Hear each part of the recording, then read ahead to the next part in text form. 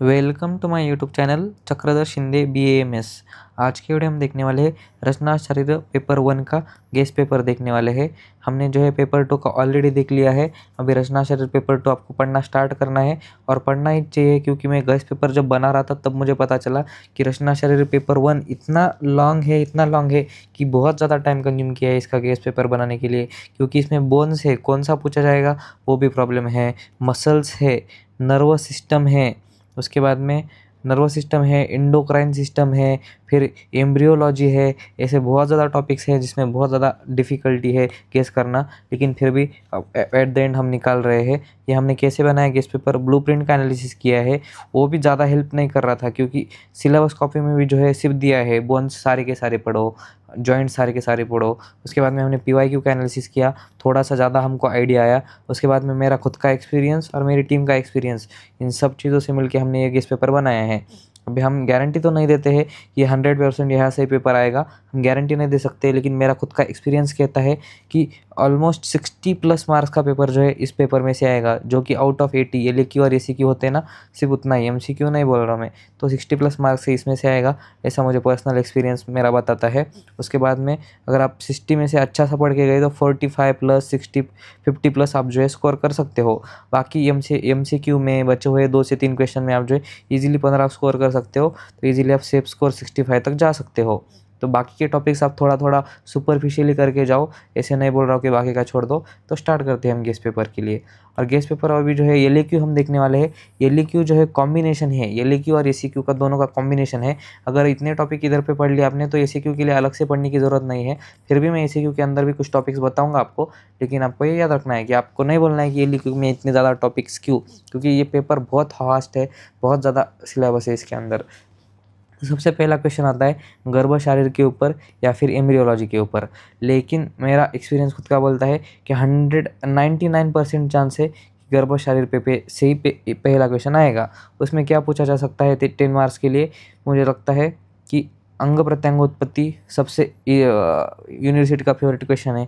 उसके बाद में शुक्र आर्तव सिद्धांत, कॉलेज में सबसे पहले हमको कॉलेज में बाहर करके लेते हैं शुक्र आर्तव के, शुद्ध शुक्र के आर्तव की लक्षणा के श्लोका। उसके बाद में विशुद्ध शुक्र के ऑपोजिट लिखना है आपको, शुद्ध का ऑपोजिट अशुद्ध लिखना है। उसके बाद में उनकी मात्रा, महाभूत, ऐसे सब चीज़ें याद करनी है। उसके अंदर ये ऑब्लिक है, ये पूछा जाएगा, नहीं तो ये, नहीं तो फिर गर्भ पोषण पूछा जा सकता है। अभी गर्भ पोषण में जो है आप ये अपरा निर्माण और गर्भ नाभि नाड़ी ये ऐड कर सकते हो, 3 कंसेप्ट आप लिख सकते हो गर्भ पोषण के अंदर। तो ये भी है इधर पे, ये जो है वाइट वाले मस्ट इम्पॉर्टेंट है। उसके बाद में अगर इम्पोर्टेंस के सीक्वेंस में गए तो अपरा निर्माण इम्पॉर्टेंट है, गर्भ नाभि नाड़ी भी इम्पॉर्टेंट है, ये इम्पॉर्टेंट है। उसके बाद में कम इम्पॉर्टेंट है, लेकिन अभी है पॉइंट, क्योंकि ये जो है 5 मार्क के बनने के क्वेश्चन पॉइंट है, लेकिन पूछे तो नहीं गए हैं, लेस इंपॉर्टेंट है ये 3 टॉपिक। मासानुमासिक गर्भवृत्ति, मासानुमासिक जो मंथ वाइज क्या बनता है वो है ना, षष्ठे बुद्धि, प्रथम मासिक कलम जायते, वो वाले 9 श्लोका, 9 मंथ के श्लोकाज आप छोटे छोटे बाय हार्ट करो। उसके बाद में है बीज बीज भाग बीज अवयव, ये जो है वेरी लेस आस्क्ड, बनने का चांस ही नहीं है। आप बस अभी आज तक कुछ भी नहीं किया है तो बीज क्या होता है, बीज भाग क्या होता है वो देख के जाओ। ये बीज यानी कि शुक्र आर्तव, उसके बाद में इसके अंदर क्रोमोजोम्स, उसके अंदर जीन्स, ये सब चीज़ें होती है इधर पे। और त्रिदोष और पंचमहाभूत का रोल क्या होता है गर्भ वृद्धि के लिए, गर्भ बड़ा होने के लिए, फिटनेस के ये डेवलपमेंट होने के लिए त्रिदोष और पंचमहाभूत का क्या रोल होता है। इतने पॉइंट जो है मुझे लगता है इंपॉर्टेंट है, आप सारे के सारे करके जाओ, रिस्क मत लो। ये 3 टॉपिक्स बस, मासन मासिक वृद्धि आपको सबको बाय हार्ट होता ही है, ये 2 टॉपिक्स बस जो है थोड़े से आपको पता नहीं होते, ऊपर ऊपर से देख के जाओ। उसके बाद में है एम्ब्रियोलॉजी, एम्ब्रियोलॉजी के ऊपर मॉडर्न का क्वेश्चन आने के चांसेस कम है, पहला LAQ। लेकिन ACQ के लिए आप देख लो कि ACQ के लिए जो है फीटल सर्कुलेशन दिया गया है इधर पे। Foetal circulation most important question है। आपको एक तो खुद का एक डायग्राम बनाना है फीटल सर्कुलेशन का, और दूसरा फ्लो चार्ट बनाना है, और एक पेज पे इंट्रोडक्शन डालना है, तो आपका फीटल सर्कुलेशन उधर पे कंप्लीट हो जाएगा। उसके बाद में प्लासेंटा फॉर्मेशन, बहुत ज़्यादा पॉइंट्स है, लेकिन आपको जितने याद रहते हैं आप उतने बाय हार्ट करो, ऊपर ऊपर से सुपरफिशियली भी करे तो भी चलता है। अम्बिलिकल कॉर्ड भी वैसे आपको करना है। उसके बाद में स्पर्म ओवम लेस आस्क्ड है, क्यों पता नहीं, इस लेवल पे हम BMS कर रहे हैं लेकिन स्पर्म और ओवम का स्ट्रक्चर पूछा जा रहा है वो नहीं पता है, एक बार ही पूछा गया है शायद कोई तो। लेकिन कम इंपॉर्टेंट है। और month wise foetal development 10 mark को पूछा जा सकता है, लेकिन नहीं पूछा जाएगा ऐसा मुझे लग रहा है।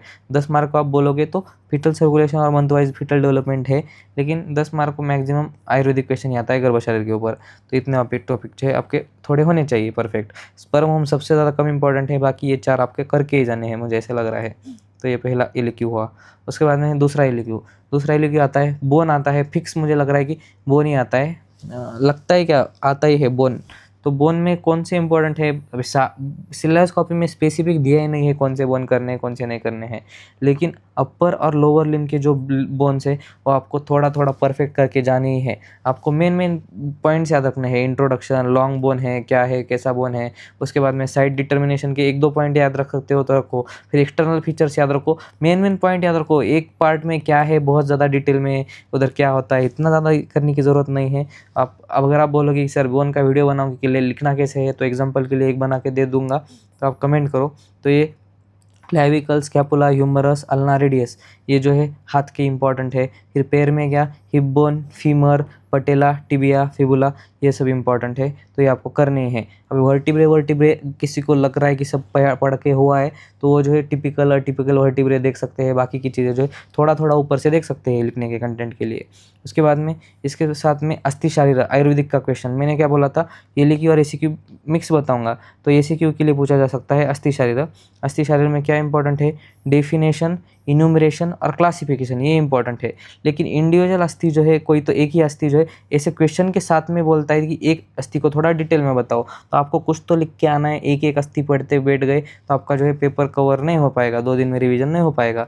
इसलिए आपको इतना ऊपर ऊपर से करना है। क्लासिफिकेशन में जो एक अस्थि डिटेल में पूछिए, कुछ तो 4 लाइन फिर से उधर पे लिख के आनी है आपको।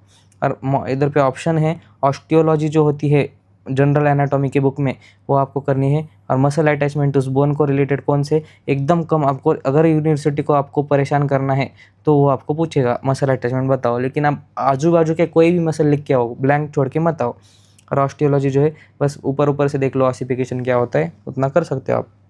उसके बाद में है जॉइंट्स में भी सेम, अपर लिम्ब और लोअर लिम्ब के जॉइंट सबसे ज़्यादा इंपॉर्टेंट है, जो कि है हमारा shoulder joint, elbow joint, wrist joint, फिर hip joint, knee joint, ankle joint, इतने जॉइंट्स इंपॉर्टेंट है। उसके साथ में साइनोवियल जॉइंट जो कि जनरल एनाटॉमी का है, जिसको हम आर्थोलॉजी बोलते हैं, वो जनरल एनाटॉमी आपको ऊपर ऊपर से पढ़ के जानी है, और साइनोवियल जॉइंट ज़्यादा डिटेल में पढ़ना है उसमें भी, तो इतना आपको करना है। इसके अंदर संधि शारीर जो है पूछा जा सकता है मिक्स करके, लेकिन इंडिविजुअल संधि शारीर जो है एसीक्यू में आता है, एलक्यू के अंदर नहीं आता है।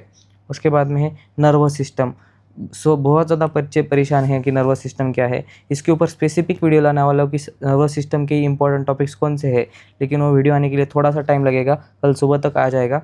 लेकिन ऊपर ऊपर से अभी इधर पे बता देता हूँ कि नर्वस सिस्टम का classification, autonomic nervous system, sympathetic, parasympathetic, ये सब। उसके बाद में ब्रेन की इतनी चीज़ें आपको करनी है, डेफिनेशन ऊपर ऊपर से, पार्ट्स यानी कि सेरेबेलम, अपर ब्रेन, मिड ब्रेन, ये सब चीज़ें आपको करनी है। मेनिंजिस यानी कि ब्रेन के लेयर जो है 5 मार्क को पूछे जाते हैं, ये मिक्स क्वेश्चन पूछा जाता है एंडोक्राइनोलॉजी और नर्वस सिस्टम का। उसमें मेनिंजिस जो है थोड़ा डिटेल में, आप एक एक मेनिंजिस यानी एक एक लेयर के बारे में थोड़ा डिटेल में पढ़ो, 5-5, 6-6 लाइन, क्योंकि ये 5 मार्क को सिर्फ एक मेनिंजिस ही पूछा जाता है, तो आपको ये इंपॉर्टेंट है थोड़ा सा। उसके बाद में वेंट्रिकल्स ब्रेन के, आप ये देख के जाओ ऊपर ऊपर से।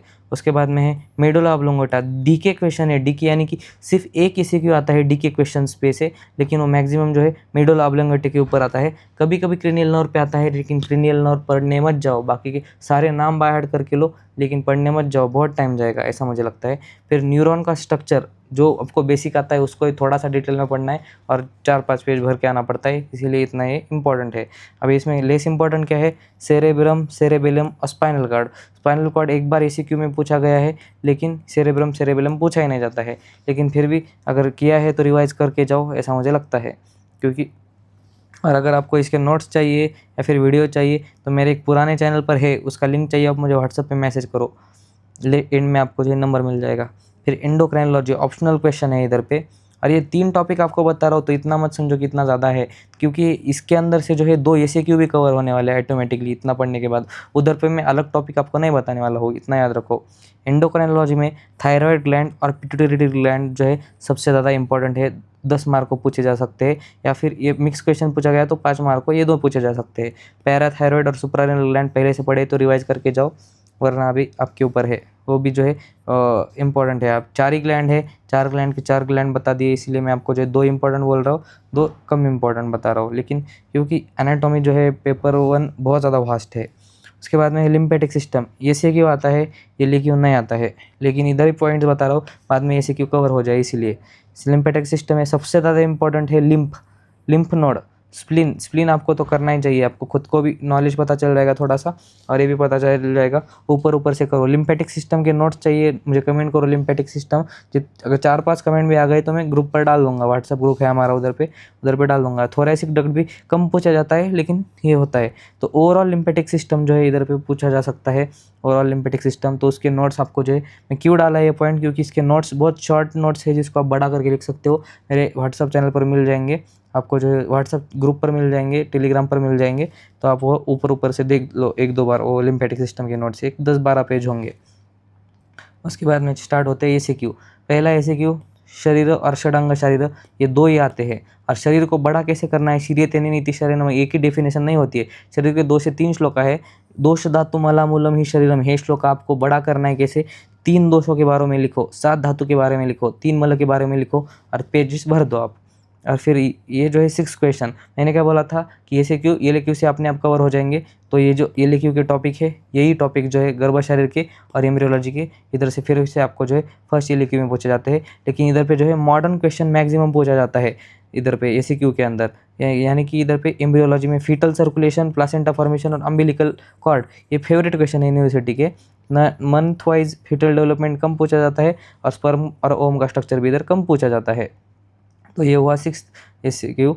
उसके बाद में है अस्थि शरीर। अस्थि शरीर में क्या करो, डेफिनेशन, इनुमरेशन और क्लासिफिकेशन पहले ही होता है। और क्लासिफिकेशन के अंदर एक टाइप जो है उसके 2 से 3 पॉइंट जो है याद करके जाओ, नहीं हो रहा है तो डायरेक्ट इतना ही लिख के आओ, मार्क्स मिल जाएंगे।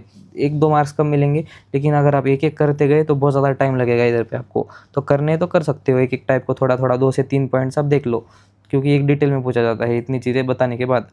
और अगर आपको इंडिविजुअल पूछा भी है तो ये चीज़ आपको लिखनी है, क्योंकि आंसर बड़ा करना ही है आपको, और इंडिविजुअल नहीं पूछा जाता है, इतना पूछने के साथ में वो एक चीज़ पूछी जाती है। उसके बाद में 8th क्वेश्चन और 9th क्वेश्चन जो है सेम है। तो इधर पे आप देख लो एक बार में, इधर पे मैं पूरा का पूरा बताता हूँ। सेम टॉपिक्स में से आता है, ये ऊपर वाला जो है केशदंत नख में से आता है, ये वाला मसल में से आता है।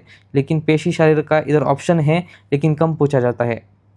तो केशदंत नख शरीर में क्या है, प्राकृत और विकृत स्वरूप, यानी कि अच्छे और बुरे नख, केशदंत नख क्या होते हैं, उनके स्वरूप देखो। अगर आयुर्वेदिक टर्म्स याद रखो, नहीं याद रहे तो खुद से बना के आओ, और क्लिनिकल उनके एस्पेक्ट्स लिख के आओ। और पंचमहाभूत प्रीडोमिनेंट, लगभग सारे के सारे इसमें जो है पृथ्वी ही प्रीडोमिनेंट होता है, जितना मुझे पता है। तो ये चीज़ें इतनी इंपॉर्टेंट है इधर पे, ये क्वेश्चन इस पे से आता है, फिक्स क्वेश्चन है ऑलमोस्ट ये। उसके बाद में मसल है, मसल जो है 9th क्वेश्चन एसीक्यू के फॉर्म में आता है। इसमें सबसे इंपॉर्टेंट है एंटीरियर कंपार्टमेंट्स के मसल। एंटीरियर कंपार्टमेंट कौन कौन से, आर्म का, फोर आर्म का, थाई का, चेस्ट का, बाकी लेग के वो सब जो है आप नाम बाय हार्ट करके जा सकते हो। लेकिन इनके जो है एक ओरिजिन, एक इंसर्शन आप करके गए तो फायदे में रहोगे। अगर आपको नोट्स चाहिए तो मेरे पास कुछ बने हुए नोट्स है, तो मैं आपको दे दूंगा, आप मुझे कमेंट करो।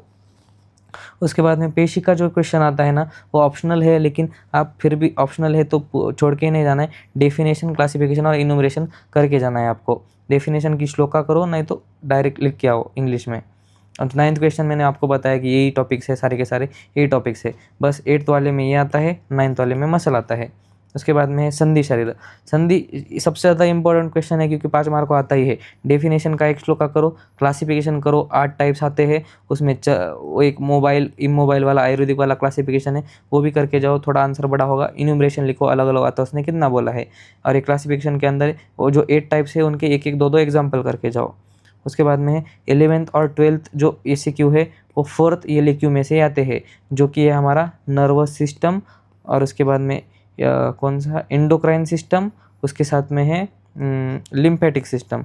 ये 3 सिस्टम है। तीनों के नोट्स आपको चाहिए तो आप मुझे कमेंट करो, या फिर व्हाट्सएप पे मैसेज करो, टेलीग्राम और व्हाट्सएप ग्रुप पे मिल जाएंगे आपको।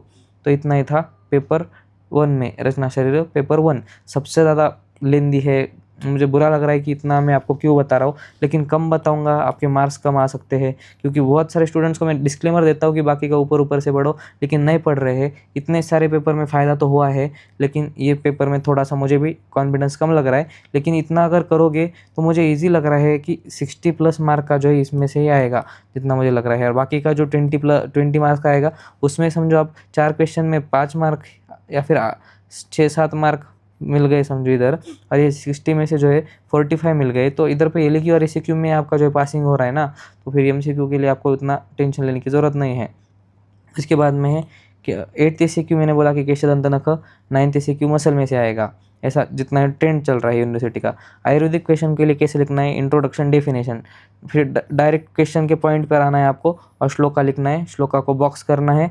उसके बाद में क्लासिफिकेशन के श्लोका होते हैं, और इधर पे ज़्यादा इनुमरेशन एक चलता है, ये एक चलता है। या फिर क्वेश्चन में जो पूछा है शुद्ध शुक्र शुद्ध अर्थ, वो क्वेश्चन का पॉइंट उसके ऊपर जाना है, इसको एक्सप्लेन करना है, और बाकी की चीज़ें जो है आपको लिखनी है। मॉडर्न के लिए जो है इधर पे ये फॉर्मेट थोड़ा सा कम फॉलो होता है, क्योंकि इधर पे बोन्स है, जॉइंट्स है। अगर बोन्स जॉइंट्स का पेपर प्रेजेंटेशन चाहिए तो आप कमेंट करो बोन्स जॉइंट्स, तो मैं उसका भी वीडियो बना दूंगा कि कैसे लिखने हैं बोन्स और जॉइंट्स।